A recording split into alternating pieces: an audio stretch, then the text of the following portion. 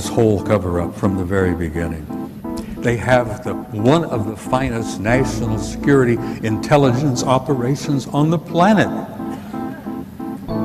I mean, a retired Soviet KGB general by the name of Oleg Kalugin, who is now living in Washington, D.C., and he's an advisor and some of our people in government.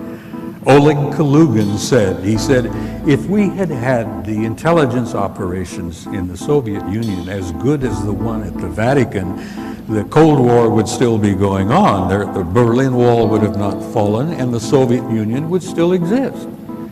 He says, we always knew that the best damn security intelligence operation on the planet was out of the Vatican. And probably the reason is that every damn priest in every country on the planet, Catholic priest, is in a sense an agent of the Vatican Intelligence Secret Service. And they're deeply concerned about the location and the appearance in our solar system of a planet known as Nibiru, which has already been photographed, and I have a picture of it here in a moment to share with you. The 10th planet has been photographed by an astro, what do they call them, where the telescopes are?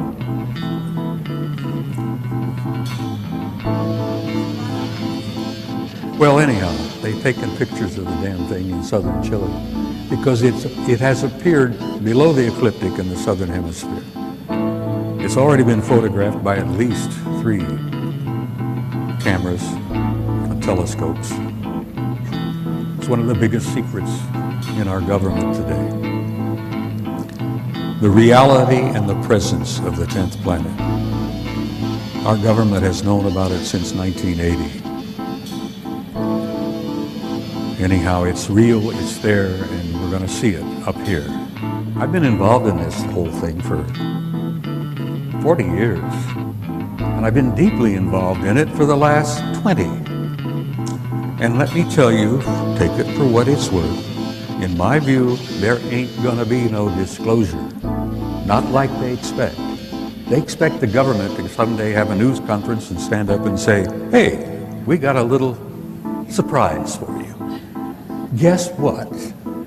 We've been keeping it from you because we're sorry about that, but it was for your own good, you know. You guys weren't ready for this. You probably couldn't handle it. So, but now we're going to tell you, oh yes, aliens are here. They've been here for quite a while. Well, they're all over the place. Well, they are indeed all over the damn place. But you're not going to get a government disclosure because that's not how government works. First of all, they're a bunch of nitwits in some cases. They're not capable of giving you a disclosure and doing it in a sensible, thoughtful, caring way. For a lot of reasons. One of the reasons is that they don't want to admit to you they've been lying to you for over 60 years. And then the other thing is that they are really a little bit uncertain and frightened themselves because the true scope of their awareness and what they know still has them in a state of shock. An event took place in California in 1954 at an Air Force base known as Muroc. This event had been planned and orchestrated by sensitive military, primarily naval individuals. And what it was essentially is that Eisenhower got aboard his plane, went out to this Muroc Air Force Base with a whole passel of guys from his administration, and including the Archbishop or Cardinal or Bishop of Los Angeles, a guy by the name of McIntyre. And this thing had been orchestrated and organized for some time because there had been communications between individuals in naval intelligence. And I say naval, and I say this again and again and again. My kid retired as a senior officer from the Navy just in November. The Navy has been up to here in this whole program from the very beginning, and they actually run the operation over at Groom Lake at S4. Anyhow, this event took place. I've had verification and proof that it actually transpired from sources impeccable. They flew Ike out there. Supposedly he was visiting a dentist. He had a problem. Well, bless his heart, he really did have a problem. When this was over, he ended up having a coronary. That impact upon him was so powerful that he ended up having a heart attack. Anyhow, what transpired in April of 1954? A group of others, I hate the word alien, I don't even like the word ETs, but whatever term you care to use, they came in. There were 3 ships. They were golden in color. They were discs primarily, circular discs, but they were fat discs. They had a high dome on the top and they had a big dome on the bottom. And these golden metallic discs came in, 3 of them, and they circled over the runway, made several passes. And Ike and this whole crowd are standing there with, mouths dropping open. We had some generals, we had some admirals, and we had a couple of church authorities there, and poor old Ike. And these guys circled around for a time, and then one of the ships came in and landed on the tarmac right in front of the hangar where the receiving party, the welcoming party, was located. And they had cameras set up. There were at least 4, maybe 5 cameras. Everything was on film. All of the sounds, they picked up every word that was said. One of the ships come over and lands right in front of the hangar. The other 2 ships stayed hovering over the runway during the entire process. The stories I've heard from people I trust in that the whole thing went 3 days. There was a lot of exchange. And your country hasn't been the same since. You talk about black government, shadow government. Ladies and gentlemen, you have no idea how damn black it is. The government you think you've got is not the government you've got. The government you think you had, the government that Washington, Jefferson, Adams, Hamilton, all the rest of those guys created 200 years ago is not the government you've got today. You do not have a democratic republic, good people, and I'm sorry to have to tell you that. You all know about Roswell. Well, let me tell you, Roswell was one little tiny event. For God's sake, there were 3 crashes in that area in New Mexico within 30 days. Roswell was only a tiny piece of it. There have been crashes going on all over the country and all around the world for the last 40 years, 60 years. We've been picking up bits and pieces of hardware all over the damn planet. The Navy retrieved a UFO out of the waters off San Diego in 1941. And if you talk about parts, well, we picked up bits and pieces. Ooh, we loaded them up. We took them off here and we took them off there. Took them at Wright-Patterson Air Force Base. We've taken them at several places. And then, God bless them, we've taken the bodies and a couple of survivors off as well. Well, that's ancient history. But I'm saying, forgive me if I repeat myself, your government that you thought you had ceased to exist in 1947. And 1947 was also a year where we created the Central Intelligence Agency, we created the National Security Organization, and we also signed a pact called the UKUSA Pact, UK-USA.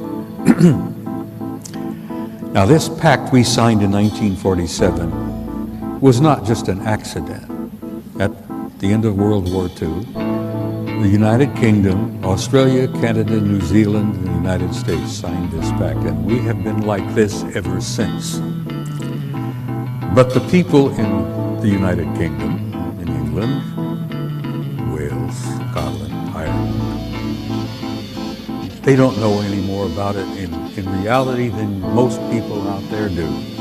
Because one of the things about the Yakuza Pact was the lid came down on all the secrets, particularly the secrets of their reality, and the lid has been down ever since. I have to laugh sometimes when I hear Nick Pope speaking out. Many of you know who Nick Pope is. He's a delightful young man. He's a bright young man. He worked for the Ministry of Defense in Britain for a number of years, and he had the UFO desk. And Nick is a lot like some of our people. They sit at the desk and they see a little bit, but they don't see most of it, because most of it never got to Nick's desk.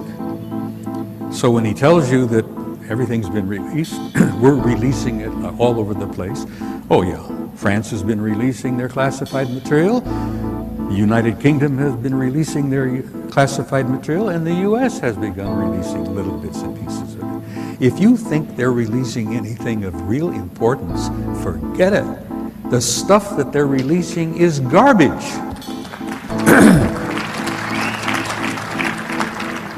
Nick, forgive me wherever you are at this moment. I'm not putting you down. Most of the stuff they're releasing is garbage. The only bit of information that came out of France recently that was of any information or of any value was a report they called the Cometa report. And many of you, I'm sure, are familiar with that. A number of retired French admirals and generals and scientists got together and put together a 30 or 40-page document called the Cometa report about what they considered to be the reality of the extraterrestrial presence, which is a term I like to repeat from time to time, the UFO matter. And the Cometa report said essentially that, damn it, we're not being told the truth, and we think it's time for everybody to fess up and get this information out. And the French were really ticked because, they've had a chip on their shoulder from the very beginning that they've never really been shared with by the United Kingdom and the United States.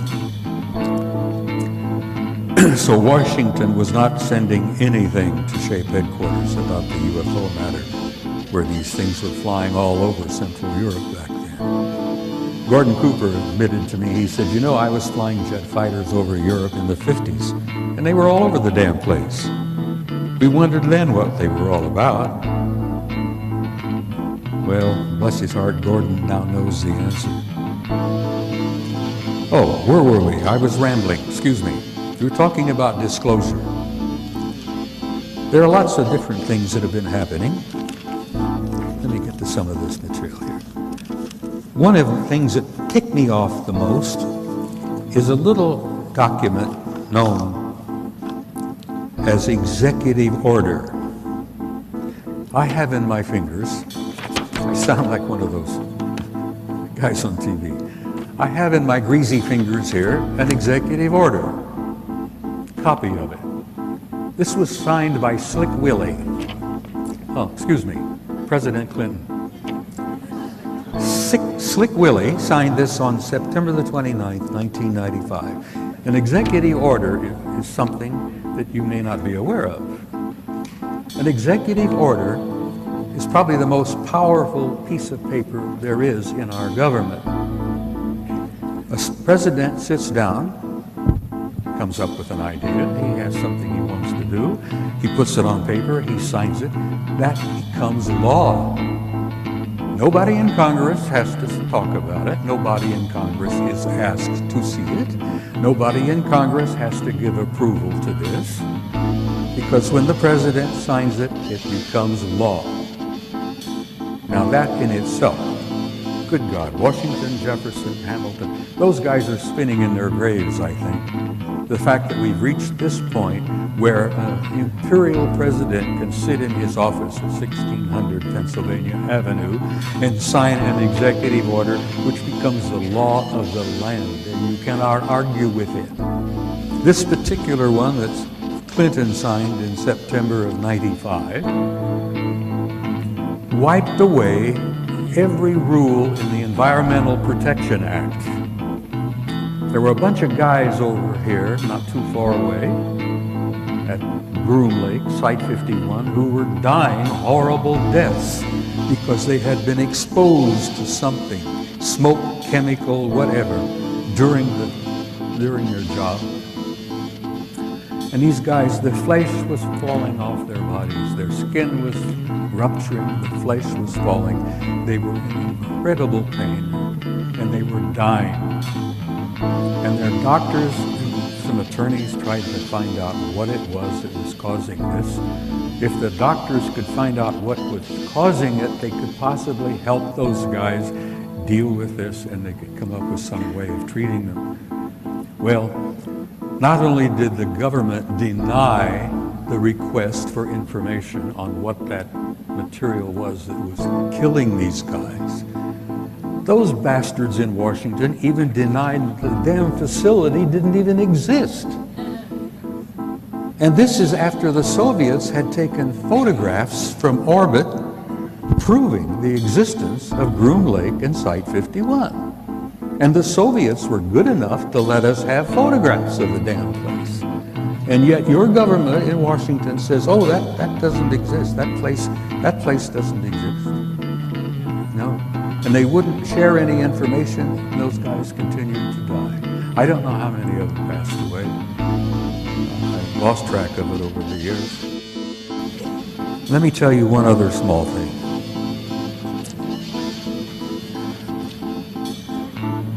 A retired scientist by the name of David Froning, who is alive and well and living outside of Flagstaff, Arizona today. 15 years ago, David Froning spoke at a conference which I was part of. And Froning graduated or completed his career working for Lockheed Martin, this vast corporation that's got their sticky fingers in so damn many things. David told us at this conference 15 years ago that before he retired, Lockheed Martin had, I don't know how the word he is, they had developed and were using hyperluminal flight. And it took some of us a little bit of a side there, and David, hyperluminal flight. Yeah, he said, faster than light. They've had it 40 years. Who has it? Well, he says, I want to say your government, but I can't say that with all honesty because he says it's classified. We've had hyperluminal flight for years, and you may know about it in another 20, 30 years when they fess up and tell you that what they can do, and what they've accomplished, and what they can do, and what they have done. Now, another little tiny tidbit. This was from David Froning, a respected man, a scientist who spent all those years. Froning was involved with what he called modified field propulsion, a variable field form of propulsion. They were dealing with matter-antimatter conversion. They called it exotic field tension. And he said flatly, it modifies time and space. And it ends up, we've got transluminal, hyperluminal flight. Now, some years ago, a guy by the name of Ben Rich retired from Lockheed Martin. And in the end of his career, Ben ran the skunk works over there at Lockheed. And there was a little jovial exchange between him and the guys in the audience out there. And Ben Rich said, you know, we can take E.T. home. I think the E.T. movie was out about that time. He says, we can take E.T. home. And a few of the guys in the audience says, Ben, what the hell are you talking about? Oh, he said, let me tell you, we've got stuff you wouldn't believe. We can take extraterrestrial home. So they said, look, what the hell is it all about? He goes over to the blackboard and he writes, unfunded opportunities. Okay. Well, the guys say, well, what the hell does that mean, Ben? Unfunded opportunities. So he goes over with the chalk and he circles the U and the F and the O.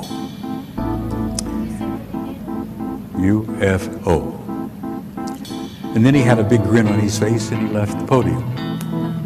So we got these little bits and pieces. You talk about leakage. Arthur Clarke used to say, if you see advanced technology to a degree that's beyond what you can understand, people consider it as magic. Well, this is magic, guys. This was photographed in the infrared, and this is a city under the surface of Mars the size of Chicago. It's generating an enormous amount of heat. I'm sorry about the details of it are not that clear, but you can see the streets, blocks. This is an underground city on Mars that's fully active and filled with God knows who and what. Next picture, please. That's Phobos. That's the moon, 12 miles in diameter. The Soviets planned to land on it. Well, someone else said, no, you're not going to do that. But that is a picture of Phobos, which they've all concluded is an artificial satellite. Big secret, so's our own. Next picture. This photograph was taken by your own NASA Apollo 13 guys on their trip to the moon that didn't work out too well. And many of you may have heard rumors about the story, but Apollo 13 had a small nuclear device aboard. And they had been told by the guys that ran NASA that they were going to land on the surface, going to place this small nuclear device. And then when they all left and came back aboard and came back, they were going to detonate it and study the reverberations of this nuclear device, study the seismology of the moon, because they've been convinced for some years that the moon is basically hollow. It appears to be somewhat of an artificial satellite. Well, they plan to detonate this nuclear device, and the others said, no, you're not going to do that. We'll get back to that picture again, please. All right, I wanted to show you. This picture was taken by Apollo 13. The object you see there in the middle is 5 miles long. It's an artificial, I assume metallic object, probably crammed with guys. And that object followed our Apollo 13 all the way to the moon, around and back. Now, whether they were trying to make sure the Apollo 13 guys got home safely or what, whether they were the ones responsible for Apollo 13's little accident, which kept them from landing on the moon and placing that nuclear device, who knows? We may find out someday. But here you have an artificial object in orbit on the way to the moon, 5 miles long. Now, I've spent some time aboard aircraft carriers with my kid. I've been invited several times. My boy served on 4 different carriers, nuclear-powered Nimitz-class carriers. We have carriers with 5,000 men in the crew, 1,000 feet long, 150 aircraft. There's snack bars, dining rooms, accommodations, this and that. Can you imagine the accommodations on an object? I like to think that, there's McDonald's, bowling alleys, God knows what. I'm sure they have a fairly good life out there. Anyhow, aboard an object 5 miles long, I've tried, in the time I had, to do 2 things. to impress upon you the reality of the extraterrestrial presence, the ones I refer to as the others. I hate the term alien, I hate the term UFO. There are no UFOs. We've known what they are for years and years and years. Some of them are ours, some of them are theirs. There are no unidentified flying objects out there. They're all identified. I've tried to impress upon you the seriousness of it, the seriousness of the cover-up and the lies they've been telling you, the importance of why you need to know as much as you can know. And you need to be presented with the material because, damn it, you all deserve the truth. You have a right to know and you have a need to know because you are the people that this whole damn thing is all about. Now, they're in our midst. That's an understatement. When I came in, I arrived yesterday. I've been running around here all day. There's an old friend sitting in the audience out here who I've known for years. He's currently with Defense Intelligence Agency. He's getting up to years, probably going to retire very soon. And I've met him many times. We've shared a lot of information.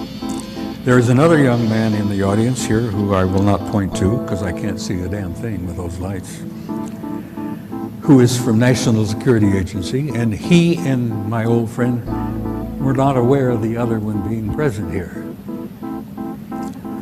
But the one that's most redeeming and most exciting for me is there is a couple here who look like they're in the mid-40s. They look like a husband and wife. Nice-looking people. Very nicely appearance. As I said, their appearance is like a husband and wife. They're sitting together. Neither one of them were born on this planet. Guys, they're in your midst. If you have dinner down here somewhere, if you have dinner down here somewhere, you could be sitting next to one of them. There are two of them in the audience this afternoon, and I want to salute you. They're nice folks. They're as human in most respects as you and I are.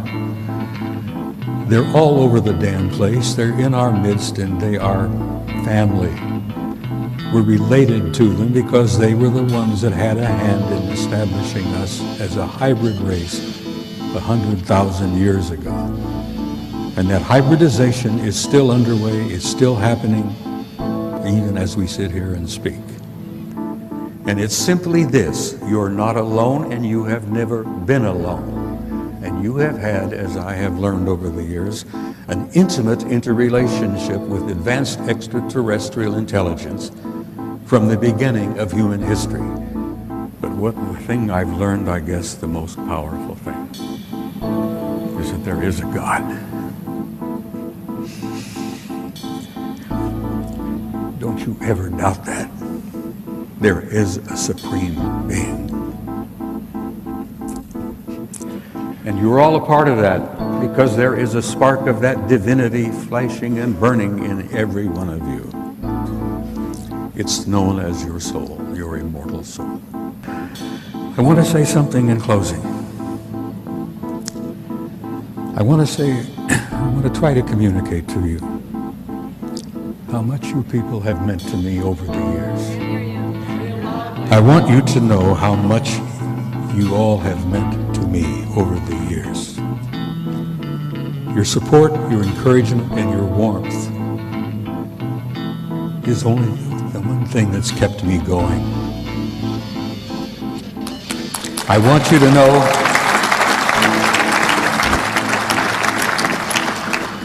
know how grateful I am to each and every one of you. You are friends. Ti amo. I love you all. Good night.